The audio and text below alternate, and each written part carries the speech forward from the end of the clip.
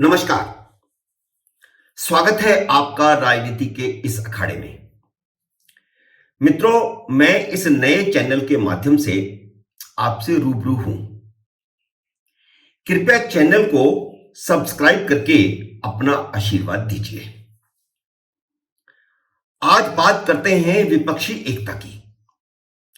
कुछ दिन से ऐसा लग रहा था कि सभी विपक्षी दल राहुल गांधी के पीछे एकजुट होकर के खड़े हो गए हैं।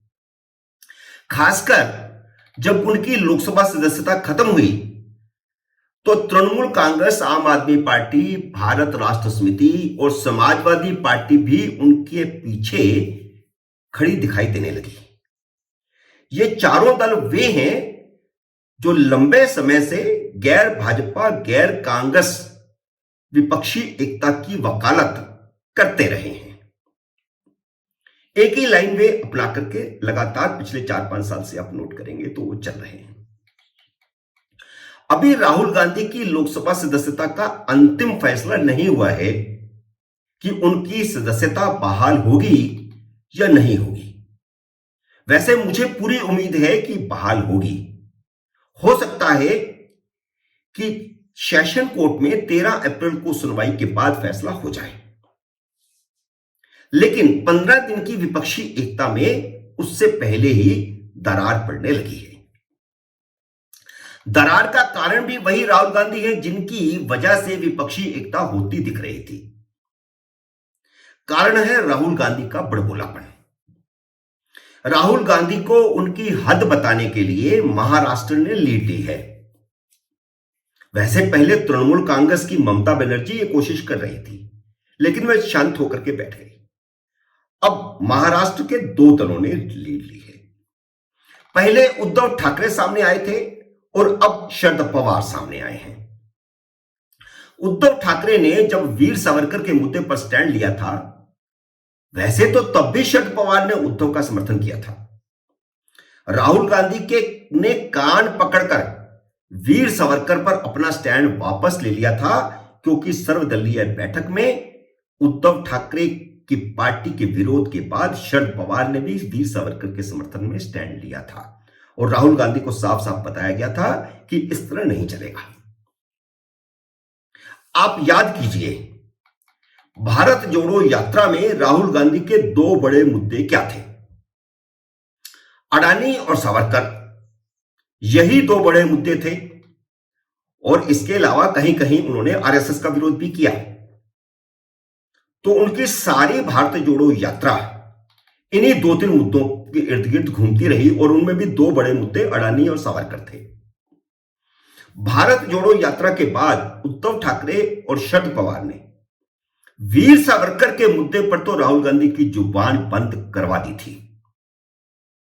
शरद पवार ने अब अडानी के मुद्दे पर राहुल गांधी को घेर लिया है। उन्होंने अडानी के मालिकाना हक वाले एनडीटीवी को दिए इंटरव्यू में कहा है कि कुछ स्वार्थी तत्व पर्दे के पीछे से गौतम अडानी को टारगेट कर रहे हैं। उनके कहने का मतलब यह था कि कुछ लोग पर्दे के पीछे से राहुल गांधी का इस्तेमाल कर रहे हैं। उनका यह नया स्टैंड राहुल गांधी के खिलाफ तो है ही, लेकिन सिर्फ राहुल गांधी के खिलाफ नहीं है, बल्कि अडानी को लेकर समूचे विपक्ष की जेपीसी गठित करने की मांग के भी खिलाफ है। मल्लिकार्जुन खड़गे की बैठकों में अडानी ग्रुप की जेपीसी से मांग करवाने की को लेकर के विपक्षी एकता हुई थी। कांग्रेस यह नहीं दिखाना चाहती थी कि उसका विरोध राहुल गांधी की लोकसभा सदस्यता खत्म करने को लेकर के है, इसलिए विपक्षी एकता का मुद्दा जेपीसी अडानी के मुद्दे पर यह रखा गया था। सारा बजट सत्र जेपीसी की मांग के हंगामे में बीत गया, लेकिन सत्र खत्म होते ही शरद पवार ने जेपीसी की मांग से किनारा कर लिया। अलबत्ता इस बेकार के मुद्दे पर संसद का सत्र बर्बाद करने के खिलाफ अपना स्पष्ट स्टैंड ले लिया। उन्होंने यहां तक कह दिया कि जब सुप्रीम कोर्ट जांच करवा रहा है तो सुप्रीम कोर्ट से ज्यादा विश्वसनीय तो कोई और जांच नहीं हो सकती। जेपीसी की तो एक्सपर्टाइजेशन नहीं है। उनके इस स्टैंड से अब अडानी को लेकर जो विपक्षी एकता हुई थी वह तार तार हो गई है। लेकिन सवाल यह भी है कि क्या सच में विपक्षी एकता हुई थी?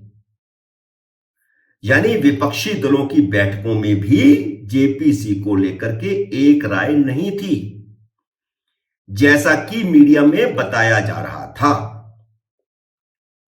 क्योंकि शरद पवार ने यह भी कह दिया है कि वह शुरू से ही जेपीसी की मांग के खिलाफ थे। इसका मतलब बैठकों में जो कुछ हो रहा था उसके अलावा बाहर मीडिया को कुछ और बताया जा रहा था। सिर्फ शरद पवार नहीं बल्कि ममता बनर्जी की पार्टी तृणमूल कांग्रेस ने भी जेपीसी का विरोध किया था। शरद पवार ने अडानी के मुद्दे पर जेपीसी की मांग से खुद को अलग करके, सार्वजनिक तौर पर अलग करके, राहुल गांधी की भारत जोड़ो यात्रा के दोनों मुद्दों की हवा निकाल दी है। जैसा कि मैंने पहले बताया कि राहुल गांधी की सारी भारत जोड़ो यात्रा के दो ही मुद्दे थे, सावरकर और अडानी। सावरकर के मुद्दे की हवा उन्होंने पहले निकाल दी थी और अब अडानी के मुद्दे की भी हवा निकाल दी है। इतना ही नहीं, उन्होंने बिना हिंडनबर्ग का नाम लिए यहां तक कहा कि ये कौन लोग हैं, हमने तो कभी उनका नाम तक नहीं सुना था। उनकी कीमत पर देश की अर्थव्यवस्था को कीमत चुकानी पड़ी है। हिंडनबर्ग की रिपोर्ट से अडानी ग्रुप के शेयर गिर गए थे और 7 अप्रैल तक जब वह इंटरव्यू दे रहे थे,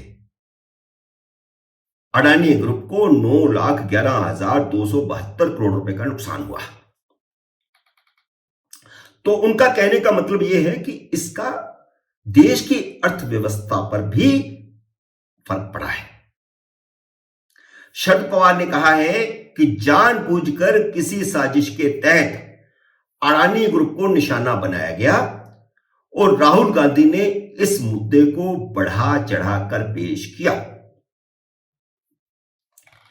शरद पवार ने जैसे ही अडानी मुद्दे पर विपक्षी एकता की हवा निकाली, कांग्रेस बिलबिला उठी है, क्योंकि अब यहां से राहुल गांधी के नेता बनने की कोशिशों पर पानी फिरना शुरू हो जाएगा, बल्कि शुरू हो गया समझो। राहुल गांधी ने जैसे 2019 में के चुनाव में राफेल के मुद्दे पर नरेंद्र मोदी को चोर कहकर सारा चुनाव लड़ा और यह कहा कि उन्होंने अनिल अंबानी को फायदा पहुंचाया, उसी तरह वह इस बार अडानी मुद्दे का एक नैरेटिव बना रहे थे। पिछले दिनों मैंने अपने एक वीडियो में उन 4 नैरेटिव का जिक्र किया था जिनको मुद्दा बनाकर विपक्ष नरेंद्र मोदी को निशाना बनाने की रणनीति बना रहा है। उनमें से एक मुद्दा अडानी का भी था, जिस पर विपक्षी एकता ही तार तार नहीं हुई है, बल्कि शरद पवार ने बिना कहे यह भी कह दिया है कि राहुल गांधी किन्हीं अज्ञात विदेशी ताकतों के हाथ में खेल रहे हैं जो भारत की अर्थव्यवस्था को चौपट करना चाहते हैं।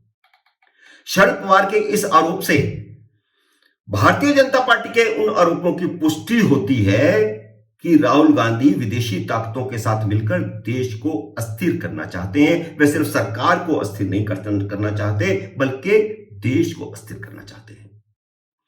अडानी के मुद्दे पर एक स्ट्रॉन्ग स्टैंड लेकर शरद पवार ने देश को यह भी बताया है कि राहुल गांधी इतने परिपक्व नेता नहीं बने हैं कि उनके हाथ में देश की बागडोर सौंपी जा सके।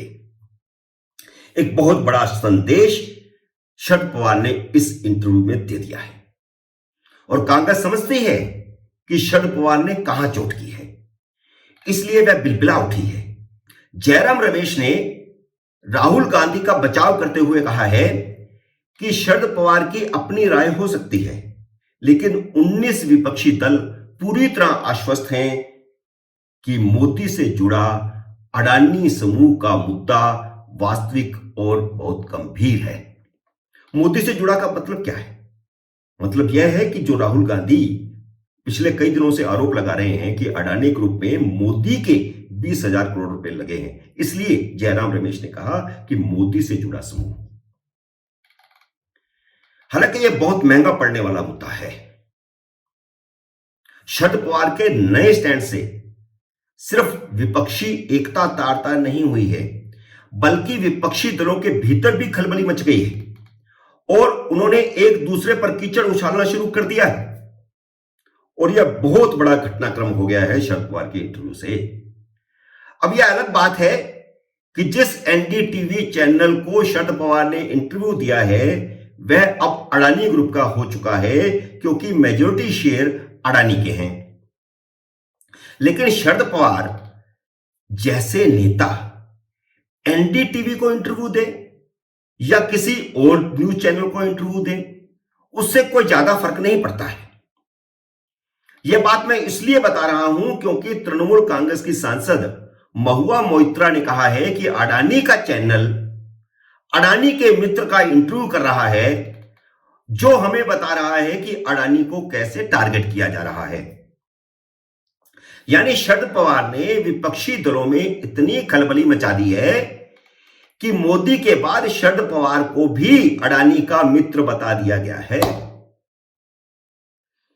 हालांकि अब महुआ मोइत्रा का क्या होगा यह नहीं कहा जा सकता, क्योंकि तृणमूल कांग्रेस भी अडानी मुद्दे पर कांग्रेस के साथ नहीं है।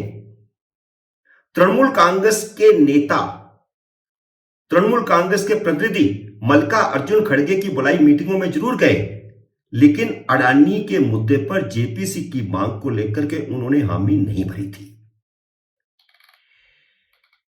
अब देखते हैं कि ममता बनर्जी महुआ मोइत्रा के साथ क्या व्यवहार करती है। मित्रों, उम्मीद है इस नए राजनीतिक घटनाक्रम पर मेरे विश्लेषण से आप सहमत होंगे। अच्छा लगा हो तो लाइक करें और शेयर करें। अपने मित्र सर्कल में आप विभिन्न सोशल मीडिया के माध्यम से शेयर कर सकते हैं। मैं इस नए चैनल के माध्यम से आपसे रूबरू हूं, इसलिए कृपया मेरे इस नए चैनल को सब्सक्राइब करके अपना आशीर्वाद दीजिए और जाते जाते घंटी का बटन भी दबा दीजिए, क्योंकि जैसे ही मेरा नया वीडियो आएगा उस घंटी के माध्यम से आपको सूचना आएगी। मेरे नए वीडियो का करिए इंतजार। मिलते हैं नए वीडियो में, तब तक नमस्कार।